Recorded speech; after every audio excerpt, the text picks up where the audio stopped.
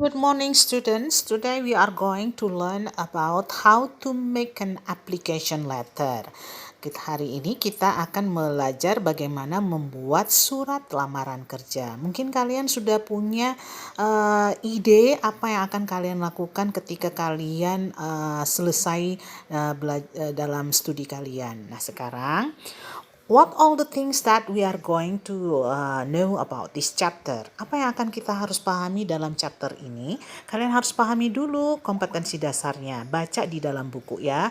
Kemudian memahami struktur sosial fungsinya atau tujuannya dan struktur kebahasaannya. Kemudian harus kalian mampu untuk membedakan surat lamaran kerja ini termasuk ke dalam surat resmi ataukah tidak resmi. Setelah kalian paham, maka kalian akan bisa mampu untuk membuat surat lamaran kerja. Dan ingat, ketika kalian sudah paham penggunaannya, kalian akan mampu membedakan mana strukturnya, mana fungsi sosialnya, dan mana struktur kebahasaannya.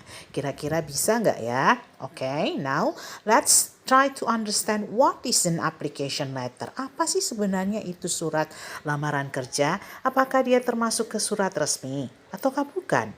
Dan haruskah kita mempunyai dokumen pendukung ketika kalian mau melamar kerja? But you should remember when you have the resume of your application, that will be a benefit for you. Jadi itu akan sangat menguntungkan ya untuk kalian. Nah, sekarang apa itu application letter?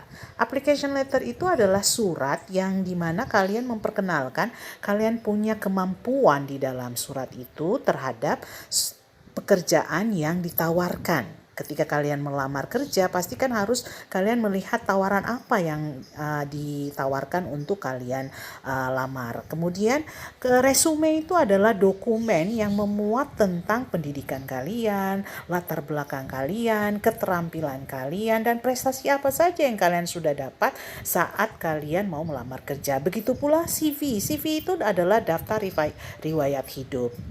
Jadi semuanya akan jelas di situ.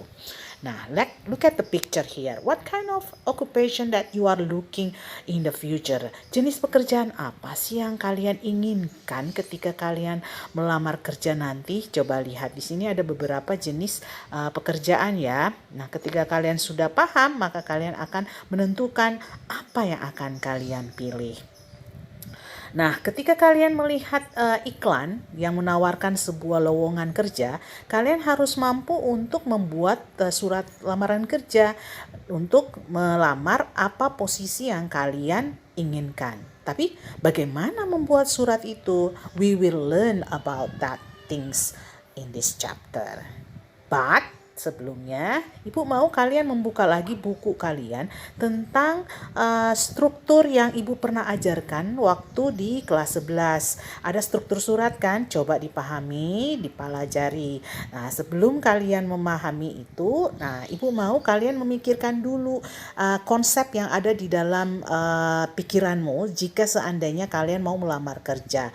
Apa yang seharusnya yang dilakukan ketika kalian memilih pekerjaan itu? Contoh yang ada di slide ini. Itu seorang sekretaris itu harusnya mampu untuk apa saja. Nah, kalian bisa lihat kan di sini ada mind map-nya. Jadi kalian bisa menentukan dia punya jenis pekerjaan yang harus dilakukan oleh seorang sekretaris. Nah, contohnya seperti seorang sekretaris itu adalah assisting the chairman. Maksudnya dia membantu bosnya. Kemudian maintaining correspondence. Dia harus membuat surat menyurat. Dia kemudian organizing meeting, dia harus mengatur agenda dari seorang bosnya dan lain sebagainya. Nah, sekarang kalau teacher itu kalian mampu, seumpama ada yang punya keinginan untuk menjadi seorang guru. Guru seperti ibu harus bisa mengarahkan, membimbing. Jadi kalian mampu tidak? Seandainya kalian punya kemampuan itu, nah kalian melamar sebagai guru. Kemudian apalagi yang harus dilakukan oleh seorang guru? Dia mampu untuk mengatur kelas, membuat pembelajaran dan membuat penilaian, dan segalanya yang berkaitan dengan itu guru harus mampu. Nah, kira-kira ada 3 yang kosong di situ. Kira-kira kalian bisa menentukan apa saja duties dari seorang teacher. Nah, sekarang Kalau selain tadi guru kalian memilih, kira-kira kalian bisa nggak memilih salah satu pekerjaan yang kalian inginkan, kalian dambakan di waktu yang akan datang nanti. Coba kalian buat mind mapnya, apa yang ada di dalam pikiranmu, dan tugas-tugas apa saja yang seharusnya kalian lakukan ketika kalian memilih pekerjaan itu. Ketika kalian paham, maka kalian akan mampu untuk memilih pekerjaan yang sesuai dengan kepribadian dan keterampilan kalian. Paham ya sampai sini?